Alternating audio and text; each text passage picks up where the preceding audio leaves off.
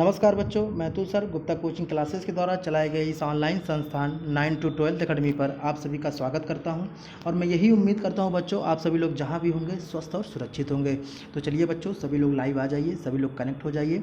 Physics की class का time हो चुका है, जब सभी लोग लाइव आ जाइए जिससे मैं इस क्लास की इस सेशन की शुरुआत कर सकूँ। चलिए बच्चों, सभी लोग लाइव आ जाइए। तो बच्चों, आप लोगों ने पिछले प्लेलिस्ट में जो है वैद्युत धारा और अनुगमन वेग के बीच में रिलेशंस को देखा था, उसको समझा था। आई होप आपको जो है वो उसमें उस वीडियो में उस प्लेलिस्ट में कोई भी दिक्कत नहीं हुई होगी, आप सभी को सारी चीज़ें समझ में आई होगी। चलिए, ऐसी मैं उम्मीद करता हूँ आप सभी लोग लाइव आ जाइए जिससे मैं इस क्लास की शुरुआत कर सकूँ। तो बच्चों, आप सभी लोग को मैं बता दूँ कि आज की इस प्लेलिस्ट में आप लोगों को विद्युत चालन और ओम के नियम के 5वें पार्ट को देखना है, जिसके अंतर्गत आप सभी लोग धारा घनत्व के बारे में पढ़ेंगे। ठीक है, धारा घनत्व और अनुगमन वेग के बीच में क्या रिलेशंस है। ठीक है बच्चों, और एक टॉपिक जो है मैं आप लोगों को बताना भूल गया था पिछले प्लेलिस्ट में ही, तो इस प्लेलिस्ट में उस टॉपिक को मैं कवर करवा दूंगा बच्चों। ये बोर्ड पेपर में अक्सर पूछ लिया जाता है, एम्पियर की अंतर्राष्ट्रीय परिभाषा। ठीक है, ये अक्सर आ जाती है पेपर में, इसके बारे में पूछ लिया जाता है, तो इसको मैं नोट करवा दूंगा, जो है समझाऊंगा भी और नोट भी करवा दूंगा। चलिए बच्चों, आई होप कि आप सभी लोग कापी कलम लेकर बैठे होंगे। चलिए, विद्युत चालन और ओम के नियम के 5वें पार्ट के अंतर्गत आप सभी लोग हेडिंग लगाइएगा, धारा घनत्व। चलिए बच्चों, सभी लोग हेडिंग लगाइए, धारा घनत्व। ठीक है, इसे इंग्लिश में क्या कहा जाता है? Current density. ठीक है बच्चों, सभी लोग लिख लीजिएगा, करंट डेंसिटी। चलिए, सभी लोग हेडिंग लगाइए, करंट डेंसिटी। ठीक है, चलिए बच्चों, आइए यहाँ पे समझते हैं कि करंट डेंसिटी क्या होता है। ठीक, अभी आप सभी लोग कंसंट्रेट होकर समझिए, अभी मैं इसको नोट करवा दूंगा। चलिए बच्चों, इसमें देखते हैं कि इसके अंतर्गत जो है इसका क्या कॉन्सेप्ट है। तो बहुत ही जो है सिंपल है कि धारा घनत्व क्या होता है। जैसे आप सभी लोग अक्सर न्यूज़पेपर वगैरह पढ़ते होंगे तो वहाँ पे अक्सर देता है, या जो है आप जनरल नॉलेज अगर आप पढ़ते हैं तो वहाँ पे आप पढ़ते होंगे कि जितने भी भारत में राज्य हैं, ठीक है बच्चों, सभी राज्यों का जो है जनसंख्या घनत्व के बारे में पढ़ते होंगे कि सबकी जो जनसंख्या घनत्व है वो डिफरेंट है। ठीक है, अलग है। ठीक, या पूरे भारत की जनसंख्या घनत्व कितनी है। तो आप लोगों ने यहाँ पे केयर किया होगा कि नहीं किया होगा, ध्यान दीजिएगा। यहाँ पे आप लोगों ने कभी केयर किया कि जनसंख्या घनत्व के यूनिट जो है कैसे लिखा जाता है, यानी किस यूनिट में उसको लिखा जाता है। ठीक, यहाँ पे ध्यान दीजिएगा आप सभी लोग। जैसे मुझे प्रेजेंट टाइम में जो है मुंबई का थोड़ा बहुत याद आ रहा है कि कितना जनसंख्या घनत्व है, तो मैं लिख दे रहा हूँ, ध्यान दीजिएगा। यहाँ पे शायद लगभग जो है 32,330 पीपल पर स्क्वायर मीटर। ठीक है, 32,330 पीपल प्रति स्क्वायर मीटर है। तो यहाँ पे सभी लोग ध्यान दीजिएगा, इसकी यूनिट पर ध्यान दीजिएगा बच्चों। ठीक है, इसका यूनिट क्या बता रहा है? पर स्क्वायर मीटर। ठीक, यानी किलोमीटर स्क्वायर। और ये जो है लिया गया है यूनिट, ठीक है, ये पर यूनिट एरिया है बच्चों। यानी कहने का मतलब जो जनसंख्या घनत्व निकाला जाता है वो ज़्यादातर क्या निकाला जाता है? एकांक क्षेत्रफल में निकाला जाता है। ठीक, यानी पर यूनिट एरिया में निकाला जाता है, यानी इकाई क्षेत्रफल में निकाला जाता है। ठीक, तो ये जो 32,330 लोग दिख रहे हैं आपको, ठीक है, ये जो है सभी लोग पर यूनिट एरिया में मौजूद है। यानी हम ऐसा कह सकते हैं कि मुंबई के, ठीक है, 1 किलोमीटर लंबाई, ध्यान दीजिएगा, 1 किलोमीटर लंबाई और 1 किलोमीटर चौड़ाई में लगभग 32,330 लोग क्या कह रहे हैं? रह रहे हैं। ठीक है, तो यहाँ पे इस माध्यम से क्या निकाला जाता है? उस राज्य की, यानी इस मुंबई राज्य की जनसंख्या घनत्व के बारे में बताया जाता है। ठीक है बच्चों, तो यहाँ पे भी वही सेम चीज़ है। अगर आपको धारा घनत्व के बारे में पढ़ना है तो यहाँ पे भी क्या किया जाता है? कंडक्टर के अंदर, ठीक है, धारा घनत्व को कुछ इसी प्रकार से काउंट किया जाता है, पर यूनिट एरिया लिया जाता है बच्चों। जानते रहिएगा, लगभग जहाँ भी घनत्व की बात होती है, ठीक, वहाँ पे क्या किया जाता है? लगभग जो है कंडीशन के हिसाब से ही चला जाता है, लेकिन लगभग क्या होता है, ज़्यादातर जो है पर यूनिट में लिया जाता है। ठीक है, यानी पर यूनिट एरिया में लिया जाता है। यहाँ पे ध्यान दीजिएगा आप सभी लोग, जैसे मैं धारा घनत्व के बारे में आप लोगों को बताऊँ।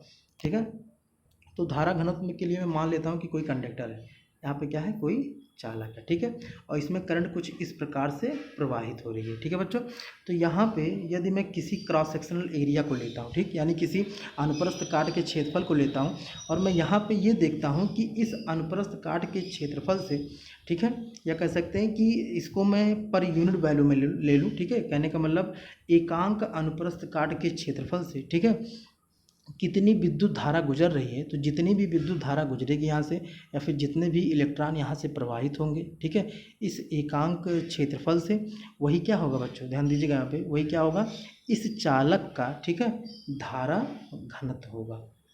ठीक है बच्चों, जैसे आप लोगों को अभी मैंने पिछले जो है इसी प्लेलिस्ट में पीछे ही बताया कि मुंबई का जनसंख्या घनत्व क्या है, जो है उसकी यूनिट क्या थी, पर स्क्वायर किलोमीटर, ठीक है, यानी पर यूनिट एरिया यानी इकाई क्षेत्रफल लिया गया था। वैसे बच्चों जानते रहिएगा कि जो धारा घनत्व होता है वो किसी कंडक्टर में कैसे काउंट किया जाता है, किसी भी अनुप्रस्थ या कह सकते हैं किसी भी एकांक अनुप्रस्थ काट के क्षेत्रफल से गुजरने वाली, ठीक है, या प्रवाहित होने वाली जो भी वैद्युत धारा है बच्चों, वो वैद्युत धारा इस पूरे कंडक्टर का क्या कहलाता है, धारा घनत्व कहलाता है। ठीक, और आप लोगों की जानकारी के लिए बता दूं कि अनुप्रस्थ काट का क्षेत्रफल जो है आप किसी भी प्रकार का ले सकते हैं। ठीक है, जैसे आप ऐसे ले रहे हैं तो ये देखने में कैसा लग रहा है, परपेंडिकुलर यानी लंबवत लग रहा है। ठीक, आप इस क्रॉस सेक्शनल एरिया को किसी एंगल पर झुका हुआ भी ले सकते हैं। ठीक है, इससे कोई परिवर्तन नहीं होता। मैं इस बात को इसलिए बता रहा हूँ क्योंकि आप जो है किताबों में पढ़ेंगे तो वहाँ पे एक शब्द लिखा जाता है कि डेफिनेशन में एक शब्द लिखा जाता है कि किसी चालक के प्रति एकांक अनुप्रस्थ काट के क्षेत्रफल के लंबवत प्रवाहित होने वाला। तो बच्चों वहाँ पे जो लंबवत लिखता है वो थोड़ा बहुत कन्फ्यूजिंग होता है। बच्चों के अंदर ये आ जाता है कि क्या क्रॉस सेक्शनल एरिया जब लंबवत होगा तभी धारा घनत्व को काउंट किया जा सकता है, यानी तभी उस चालक का धारा घनत्व निकल पाएगा। तो ऐसा नहीं है बच्चों, आप लोग अपनी जानकारी के लिए जानते रहना, नॉलेज के लिए जो है आप लोगों को मैं बता दे रहा हूँ कि इस स्थिति में जितनी भी धारा यहाँ से गुजरेंगी वो तो इस कंडक्टर का धारा घनत्व बताएगा ही बताएगा। साथ साथ यदि आप किसी भी अनुप्रस्थ काट के क्षेत्रफल को इस प्रकार ले लेते हैं, ठीक है, यानी लंबवत ना लेकर किसी एंगल पर झुके हुए अनुप्रस्थ काट के क्षेत्रफल को ले रहे हैं, तो उस स्थिति में भी क्या होगा, जो भी धारा घनत्व होगा यानी जो भी जो है वैल्यू होगी धारा घनत्व की, उसके मान में कोई भी परिवर्तन नहीं होगा। आई होप मैं आप लोग को यहाँ पे क्लियर करने की कोशिश कर रहा हूँ, ध्यान दीजिएगा सभी लोग। जैसे मान लिया जाए, आप सभी को पता होगा कि इलेक्ट्रॉन जब चलते हैं तभी वैद्युत धारा क्या होती है, प्रवाहित होती है। ठीक है, तो यहाँ से अगर मान लिया जाए कि 3 इलेक्ट्रॉन चल रहे हैं, ठीक है, ध्यान दीजिएगा यहाँ पे 3 इलेक्ट्रॉन यहाँ से गुजर रहे हैं, तो 3 इलेक्ट्रॉन जब इस क्रॉस सेक्शनल एरिया से गुजरे जो कि लंबवत है, ठीक है, यहाँ से गुजरने के बाद जब आगे पहुँचे, सॉरी बच्चों मैं फिर से बना दे रहा हूँ, ठीक है ध्यान दीजिएगा यहाँ पे, मान लिया जाए कोई कंडक्टर है, ठीक, और इस कंडक्टर में मैंने 2 अनुप्रस्थ काट के क्षेत्रफल को ले लिया, एक तो लंबवत है, एक किसी एंगल पर झुका हुआ है। ठीक है, तो अगर यदि मान लिया जाए कि यहाँ से 3 इलेक्ट्रॉन क्या कर रहे हैं, गुजर रहे हैं, ठीक है, तो ये 3 इलेक्ट्रॉन गुजरने के बाद जब आगे बढ़ेंगे तो वही 3 इलेक्ट्रॉन इस एरिया से भी गुजरेंगे जो कि क्या है, जो कि किसी एंगल पर झुका हुआ है। ठीक है बच्चों, तो धारा के मान में कोई परिवर्तन नहीं होगा। यदि धारा के मान में कोई परिवर्तन नहीं हो रहा है तो धारा घनत्व में भी कोई परिवर्तन नहीं होगा। तो जानते रहिएगा आप सभी लोग कि जो डेफिनेशन में कन्फ्यूजिंग शब्द लिख दिया गया है वहाँ पे लंबवत, उससे कोई मतलब नहीं है। ठीक है, तो कहने का मतलब क्या है, धारा घनत्व किसे कहा जाता है, आपको मैं फिर से बता दे रहा हूँ, नॉर्मली यहाँ पे समझिए सभी लोग कि किसी भी चालक के प्रति एकांक, ठीक है, प्रति एकांक अनुप्रस्थ काट के क्षेत्रफल से या पर यूनिट, ठीक है, क्रॉस सेक्शनल एरिया से गुजरने वाला जो धारा है या फिर प्रवाहित होने वाला जो धारा है वो हमें क्या बताता है, इस पूरे चालक का जो है धारा घनत्व बताता है। ठीक है बच्चों, जिसे किससे डिनोट किया जाता है, जे से। ठीक है, यानी कहने का मतलब क्या है कि इस क्रॉस सेक्शनल एरिया से गुजरने वाला जो भी धारा आई है और इस क्रॉस सेक्शनल एरिया यानी इस अनुप्रस्थ काट के क्षेत्रफल को यदि डिवाइड कर दिया जाए तो हमें क्या प्राप्त होगा, हमें जे प्राप्त होगा, जिसे क्या कहा जाता है, धारा घनत्व कहा जाता है। ठीक है बच्चों, और आप लोगों को मैं बता दूं कि जो धारा घनत्व होता है वो एक वेक्टर क्वांटिटी है, यानी एक सदिश राशि है। ठीक है या फिर ऐसा कह सकते हैं कि इसे जो है करंट से यानी वैद्युत धारा से अधिक महत्व दिया जाता है। ठीक है बच्चों, यानी इसे एक सदिश राशि माना जाता है, जबकि वैद्युत धारा को क्या कहता है, सदिश राशि नहीं माना जाता। उसके पीछे रीजन भी था, मैंने रीजन भी आप लोगों को पिछले प्लेलिस्ट में बताया भी था। तो यहाँ पे आप जानते रहिएगा, मैं ऐसा इसलिए बोल रहा हूँ क्योंकि आगे आप जितने भी डेरिवेशन पढ़ेंगे, ठीक है, जितने भी डेरिवेशन देखेंगे इस चैप्टर में, तो वहाँ पर जो भी इक्वेशंस को निकलवाया गया है, ठीक है, उन सभी इक्वेशन में धारा I बराबर क्यू बाई टी के फार्मूले से नहीं निकलवाएगा बच्चों। ठीक है, ना तो इससे जो है संभव हो पाया है। ठीक है, तो जितने भी आप इसके आगे डेरिवेशंस पढ़ेंगे वो सभी जे बराबर आई अपान ए के सूत्र से जो है इक्वेशंस को वहाँ पे निकलवाया गया। ठीक, तो मेरे कहने का मतलब यही कि वैद्युत धारा से अधिक महत्व किसको दिया गया, धारा घनत्व को दिया गया। ये एक वेक्टर क्वांटिटी है। चलिए इसके यूनिट को देख लेते हैं, इसका मात्रक क्या है। तो बच्चों आप लोगों को जैसे सूत्र बताया गया जे बराबर आई अपान ए। ये क्या है, किसी चालक का धारा घनत्व, और जानते रहिए एक सदिश राशि है। चलिए इसका मात्रक देख लेते हैं। इसका मात्रक क्या होगा, तो बच्चों आपको देख के ही लग रहा होगा, कितने बच्चों को पता भी चल रहा होगा, कितने बच्चों को जानकारी भी हुई होगी कि जो आई है वो क्या है, धारा है। तो धारा का मात्रक क्या होता है, सभी को पता है, आपने पिछले प्लेलिस्ट में पढ़ा था, एम्पियर। और जो है इसका क्या मात्रक होगा, क्षेत्रफल का, तो मीटर। ठीक है, तो बच्चों इसका मात्रक हमें क्या प्राप्त हुआ, धारा घनत्व का, एम्पियर प्रति मीटर स्क्वायर। ठीक, इसको सभी लोग नोट कर लीजिएगा।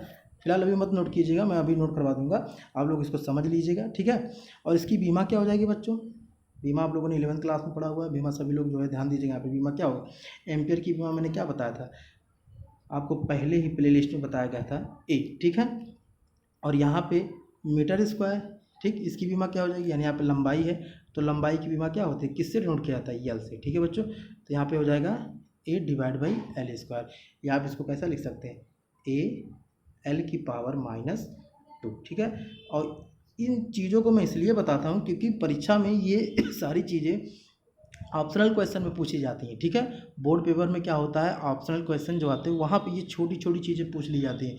इसलिए आप सभी लोग जब भी किसी टॉपिक का रिवाइज करें, या कोई भी कॉन्सेप्ट या कोई भी रिवाइज पढ़ें, जो है सॉरी किसी टॉपिक के बारे में पढ़ें, तो आप विधिवत उसको पढ़िए। ठीक है, ऐसा ही नहीं कि उसके डेफिनेशन को पढ़ लीजिए, उसके कॉन्सेप्ट को समझ लीजिए, उसके बाद उसका आप सूत्र भूल जाइए। ठीक है, उसका मात्रक क्या होता है ये भूल जाइए, उसकी बीमा क्या होती है ये भूल जाइए। तो ऐसा ना करिएगा बच्चों, जब भी किसी भी टॉपिक को पढ़िएगा तो विधिवत पढ़िएगा। ठीक है, क्योंकि यहाँ से ज़रूरी नहीं है कि जो है बड़े क्वेश्चन ही बने, यहाँ से एक एक नंबर का क्वेश्चन यानी छोटे छोटे क्वेश्चन भी पूछ लिए जाते हैं। ठीक है, तो आई होप आप लोगों को क्लियर हुआ होगा कि इसका बीमा क्या है, ए एल की पावर -2। ठीक है, और हमने सूत्र को देखा कि जे बराबर आई है, जिसका जो है जिसे धारा घनत्व कहा जाता है, और इसका मात्रक क्या निकला, एम्पियर प्रति मीटर स्क्वायर। ठीक है, चलिए सभी लोग हेडिंग लगाए होंगे, आप सभी लोग नोट कीजिएगा, मैं नोट करवा रहा हूँ। चलिए बच्चों सभी लोग लिखिए, किसी चालक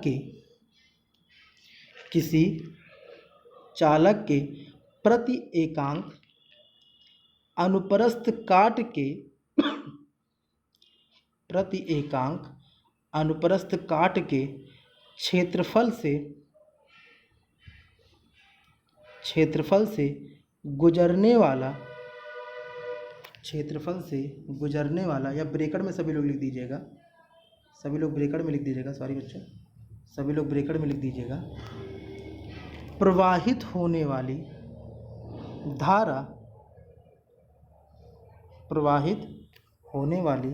धारा उस चालक का आप सभी लोग ब्रैकेट में लिख दीजिएगा, प्रवाहित होने वाली धारा उस चालक का धारा घनत्व कहलाती है, उस चालक का धारा घनत्व कहलाती है। इसे कैपिटल जे से प्रदर्शित करते हैं, इसे कैपिटल जे से प्रदर्शित करते हैं। यह एक सदिश राशि है, यह एक सदिश राशि है। तो बच्चों अगर ये सदिश राशि है तो आप लोग के दिमाग में आ रहा होगा कि इसका परिमाण भी होगा, इसकी दिशा भी होगी। तो हाँ बच्चों जानते रहिएगा, इसका परिमाण भी है, इसकी दिशा भी है, और इसकी दिशा उसी प्रकार से होती है जैसे वैद्युत धारा की दिशा होती है। यानी कहने का मतलब क्या, इलेक्ट्रॉनों के चलने के विपरीत दिशा में। यानी जो वैद्युत धारा है वही तो बच्चों बता रहा है कि धारा घनत्व है। ठीक है, जैसे मैंने कहा कि मुंबई में जनसंख्या घनत्व क्या है, जो भी था वहाँ पे कौन बता रहा था, लोगों के द्वारा बताया गया था जनसंख्या घनत्व। तो ऐसे यहाँ पे जो धारा घनत्व बताया गया बच्चों, किन की वजह से बताया गया, धारा की वजह से। तो जो धारा का डायरेक्शन होता है पॉजिटिव टू नेगेटिव, वही चीज़ यहाँ पे भी होता है। ठीक है, यानी धारा घनत्व का भी डायरेक्शन वही होता है, पॉजिटिव टू नेगेटिव कह सकते हैं, या फिर कह सकते हैं इलेक्ट्रॉनों के चलने के विपरीत दिशा में। चलिए लिखिए आप सभी लोग, यह एक सदिश राशि है।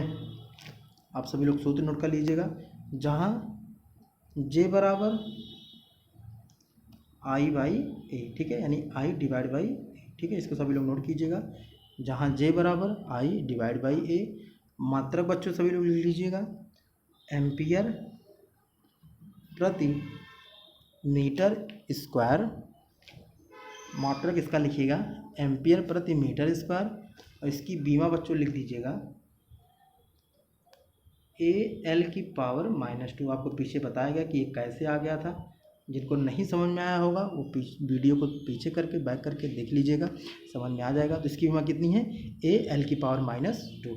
आई होप इस टॉपिक में आपको जो है दिक्कत नहीं हुई होगी, आपको विधिवत समझ में आ गया होगा कि करंट डेंसिटी क्या होता है, धारा घनत्व क्या होता है। चलिए इसके बाद सभी लोग हेडिंग लगाइएगा, यहाँ पे आप सभी लोग हेडिंग लगाइएगा बच्चों, धारा घनत्व और अनुगमन वेग में संबंध। एक रिलेशन हम और देखते हैं, जैसे आप लोगों ने पिछले प्लेलिस्ट में देखा था अनुगमन वेग और वैद्युत धारा के बीच में रिलेशन देखा था, वैसे यहाँ पे आप सभी लोग देखेंगे धारा घनत्व और अनुगमन वेग में संबंध।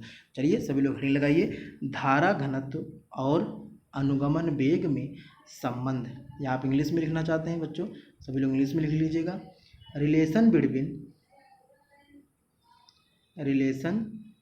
बिटवीन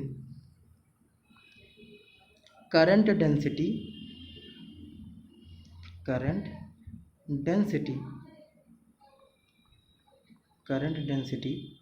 एंड अनुगमन वेग को इंग्लिश में क्या कहा जाता है, ड्रिफ्ट वेलोसिटी। ठीक है बच्चों, आई होप आप सभी लोगों ने हेडिंग लगा लिया होगा। तो बच्चों सिंपल सा रिलेशन है, आइए देख लेते हैं, 2-3 लाइन का है, जब बहुत बड़ा रिलेशन नहीं है और बहुत ही सिंपल है।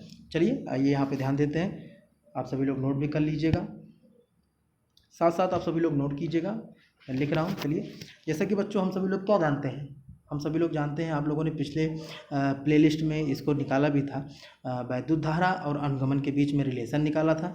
तो वहाँ पे रिलेशन में हमें क्या प्राप्त हुआ था, आप लोगों को याद होना चाहिए कि हमें मिला था वैद्युत धारा I बराबर NE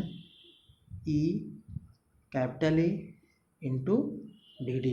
यहाँ पे सबको पता होना चाहिए कि कौन यहाँ पे क्या है, आपको पता होना चाहिए कि जो N है बच्चों वो एकांक आयतन में उपस्थित मुक्त इलेक्ट्रॉनों की संख्या है। E क्या है बच्चों, मूल आवेश है यानी एलिमेंट्री चार्ज है। A क्या है, क्रॉस सेक्शनल एरिया है या फिर कह सकते हैं अनुप्रस्थ काट का क्षेत्रफल है। VD क्या है, मुक्त इलेक्ट्रॉनों का अनुगमन वेग है। तो ये रिलेशन हमें जो है हमने पिछले प्लेलिस्ट में पढ़ा हुआ था, तो हमको जानकारी क्या है, I बराबर NEAVD। ठीक है बच्चों, और अभी हमने पीछे क्या पढ़ा, धारा घनत्व के बारे में। हमने धारा घनत्व में देखा कि J बराबर, आप इसको इक्वेशन फर्स्ट बना लीजिएगा, ठीक है, J बराबर I/A। ठीक है, अब आपको कुछ नहीं करना है, आपको इक्वेशन फर्स्ट से जो है I का मान इस फार्मूले में पुट कर देना है। तो चलिए देखते हैं क्या होता है, जब हम I का मान यहाँ पे रखेंगे तो क्या हो जाएगा, NEAVD/A।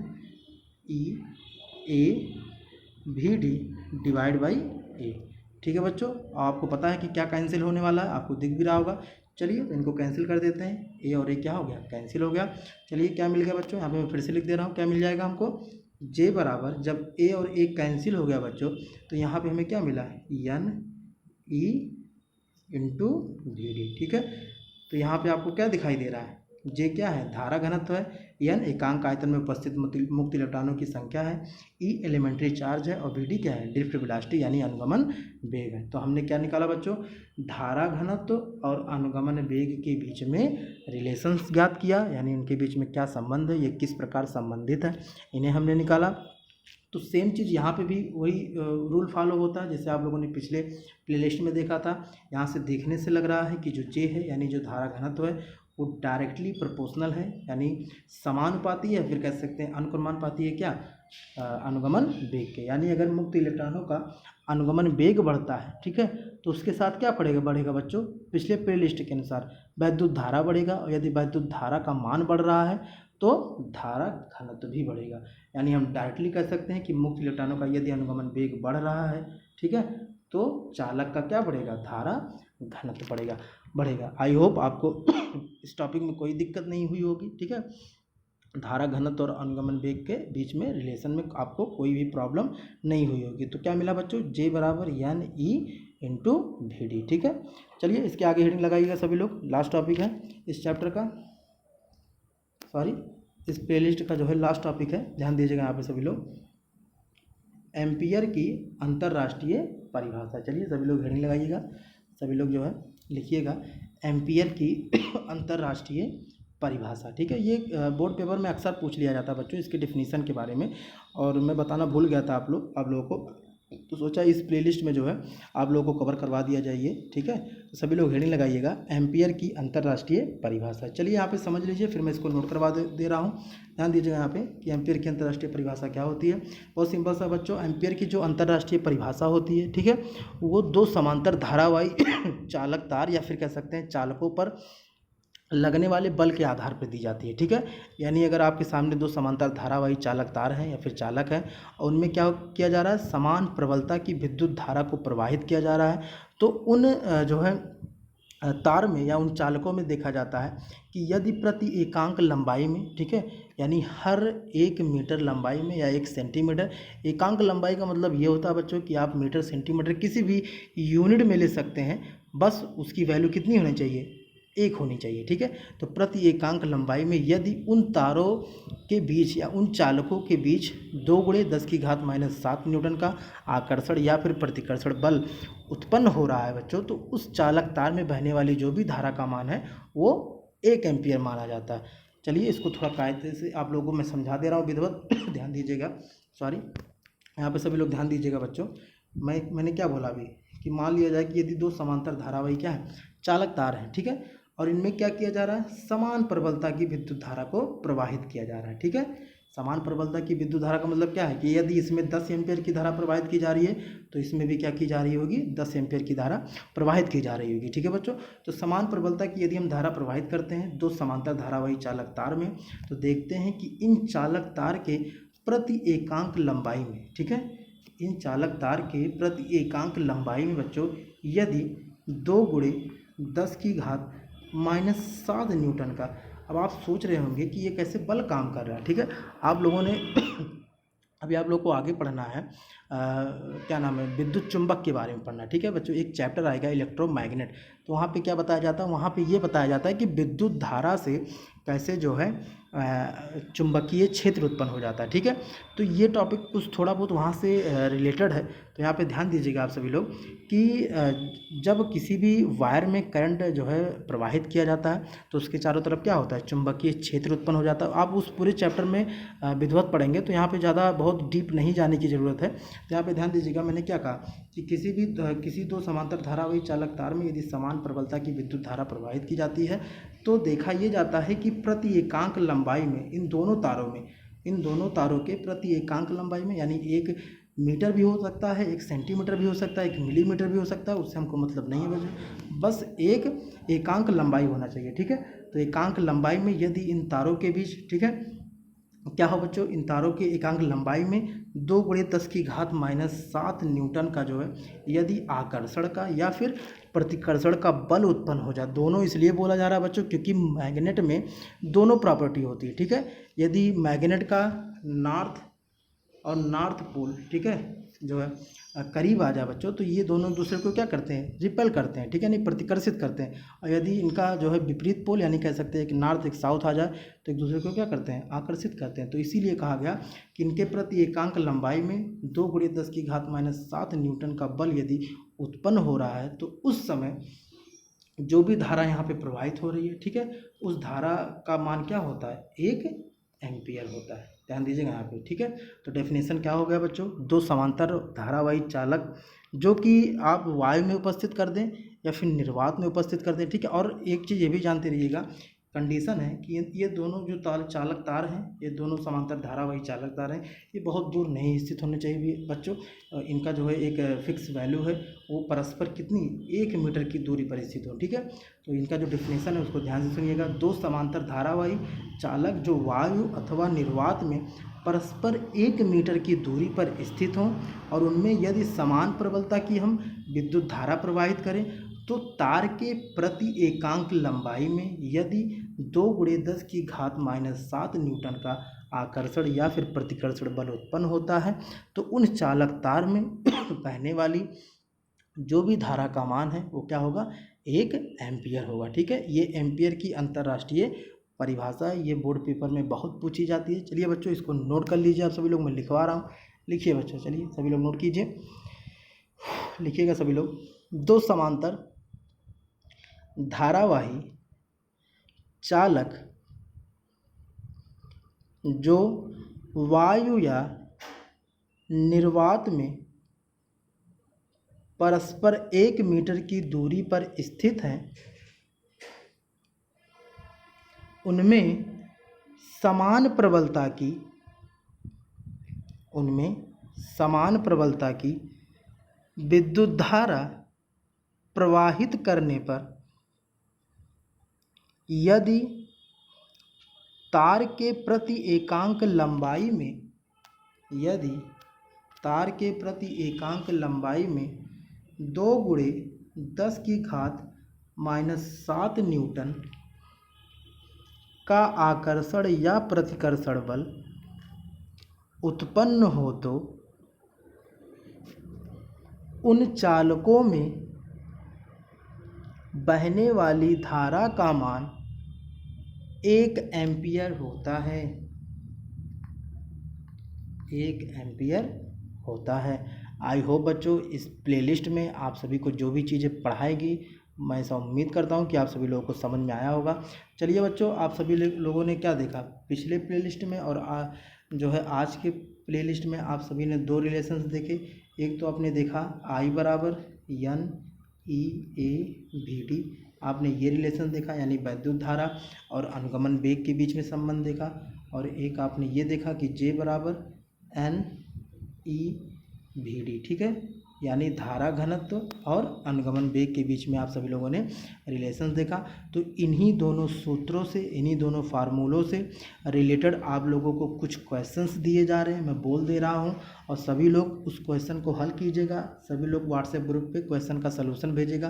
मैं सबका चेक करता हूँ बच्चों, देखता हूँ।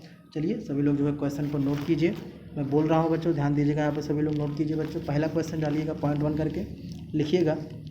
2 गुणे 10⁻⁻6 मीटर स्क्वायर,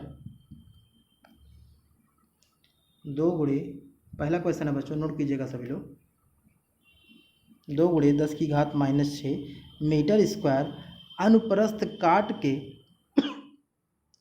तांबे के तार में 3.2 एम्पियर धारा प्रवाहित हो रही है। 3.2 एम्पियर धारा प्रवाहित हो रही है। तो तार में प्रवाहित धारा घनत्व का मान ज्ञात कीजिए। धारा घनत्व का मान ज्ञात कीजिए। क्वेश्चन नंबर 2 लिखिएगा बच्चों सभी लोग, और सभी को ये क्वेश्चन लगाना है। जितने भी लोग लाइव देख रहे हैं, जितने भी लोग जुड़े हुए हैं, सभी को हल करना है, सभी को सॉल्यूशंस भेजना है। मैं सभी का सॉल्यूशंस चेक करूंगा और अगले प्लेलिस्ट में जो है बताऊंगा कि आप लोगों ने किस प्रकार से सॉल्यूशन दिया, किसका सही था किसका नहीं बच्चों, ठीक है। तो सभी लोग लगाइएगा। दूसरा क्वेश्चन नोट कीजिएगा सभी लोग। एक चालक में 6.4 एम्पियर विद्युत धारा प्रवाहित होते हैं। यदि चालक में मुक्त इलेक्ट्रॉनों की संख्या 8 गुणे 10⁻24 प्रति मीटर क्यूब हो तो 8 गुणे 10⁻24 प्रति मीटर क्यूब हो तो उनका अनुगमन वेग ज्ञात कीजिए। उनका अनुगमन वेग ज्ञात कीजिए। क्वेश्चन नंबर 3 लिखिएगा बच्चों सभी लोग। क्वेश्चन नंबर 3 लिखिएगा। 1 मिलीमीटर स्क्वायर परिच्छेद के, यानी क्रॉस सेक्शनल एरिया, ठीक है बच्चों, परिच्छेद के किसी तार में मुक्त इलेक्ट्रॉनों की संख्या 5 गुणे 10⁻24 प्रति मीटर क्यूब है। 5 गुणे 10⁻24 प्रति मीटर क्यूब है। यदि तार में 0.8 एम्पियर की धारा बह रही है तो मुक्त इलेक्ट्रॉनों का अनुगमन वेग निकालिए। तो मुक्त इलेक्ट्रॉनों का अनुगमन वेग निकालिए। क्वेश्चन नंबर 4 लिखिएगा बच्चों सभी लोग। एक तार में मुक्त इलेक्ट्रॉनों की संख्या 2 गुणे 10⁻28 प्रति मीटर क्यूब है। सभी बच्चों उन्हीं दोनों फार्मूले से रिलेटेड है, उन्हीं दोनों सूत्रों से संबंधित है। तो मैं कुछ नया नहीं बोल रहा हूँ, आप सभी लोग कोशिश ज़रूर कीजिएगा और जो है आप लोगों को आएगा भी, ऐसी बात नहीं है। ठीक है, चलिए सभी लोग लिखिएगा। 2 गुणे 10 की घात 28 प्रति मीटर क्यूब है तथा तार का अनुगमन वेग 1 सेंटीमीटर प्रति सेकंड है, 1 सेंटीमीटर प्रति सेकंड है, तो तार में धारा घनत्व की गणना कीजिए। तो तार में धारा घनत्व की गणना कीजिए। चलिए बच्चों लास्ट क्वेश्चन नोट कीजिएगा सभी लोग। क्वेश्चन नंबर 5 लास्ट क्वेश्चन है, लिखिएगा। साधारण तांबे के तार में 2 गुणे 10 की घात 21 मुक्त इलेक्ट्रॉन, 2 गुणे 10 की घात 21 मुक्त इलेक्ट्रॉन प्रति 100 मिलीमीटर में उपस्थित है तथा इनका औसत अनुगमन वेग 0.25 मिलीमीटर प्रति सेकंड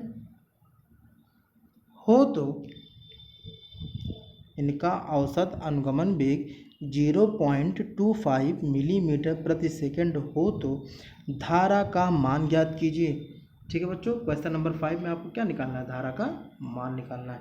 धारा का मान ज्ञात कीजिए। आई होप बच्चों आपको इस प्लेलिस्ट में जो भी पढ़ाया गया, ठीक है, आप सभी को समझ में आया होगा। चलिए आज की क्लास में बस इतना ही। आप सभी लोग जो है पढ़ते रहिए, मेहनत करते रहिए। ठीक है बच्चों, स्वस्थ रहिए, मस्त रहिए। जय हिंद।